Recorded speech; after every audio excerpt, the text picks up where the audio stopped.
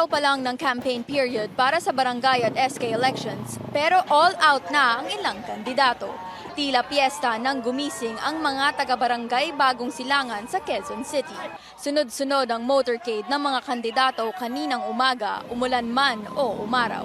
Isang lugar sa binabantayan ng COMELEC dahil sa di umano'y intense political rivalry. Dinaan ng iba sa campaign jingle ang pagsuporta sa napupusuang kandidato. May ilan namang nagbahay-bahay at namigay ng flyer habang kausap ang mga botante. Ayon sa mga matagal ng botante dito, hindi nakakagulat na simula pa lang todo kampanya na ang mga tumatakbo. Talaga, nagpuporsige sila na ikot-ikot, nagtsatsaga sila, ganun, mga kampanya. Mahigpit ang labanan. Ganun talaga, ma'am, hanggang election talaga dito. Huwag magkagulo kasi magkakakilala din sila ng mga dito eh. Banda rin ang pambungad ng ilang kandidato sa Barangay San Roque sa Marikina City. Kasunod nito ang mga supporter na may hawak na malaking tarpaulin ng mga kandidato. Madaling araw pa lang nagkabit na ng campaign material ang ilang kandidato at supporter nila sa iba't ibang lugar. Sa common poster area lang pwedeng ipaskil ang campaign materials na 2 by 3 feet.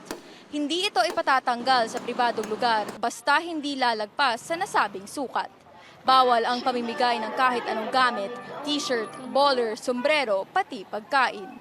Ayon sa Commission on Elections, may ngilan-ngilan na pasaway at nagsabit ng tarpaulin sa mga kawad ng kuryente at poste. Kaya may paalala ang poll body sa mga kandidato at supporter nito.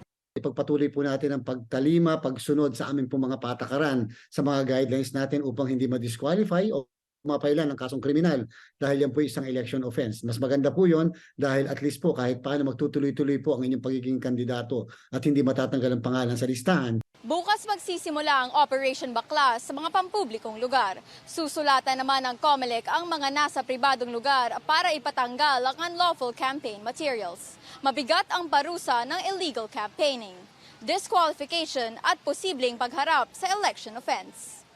Paige Javier, CNN Philippines.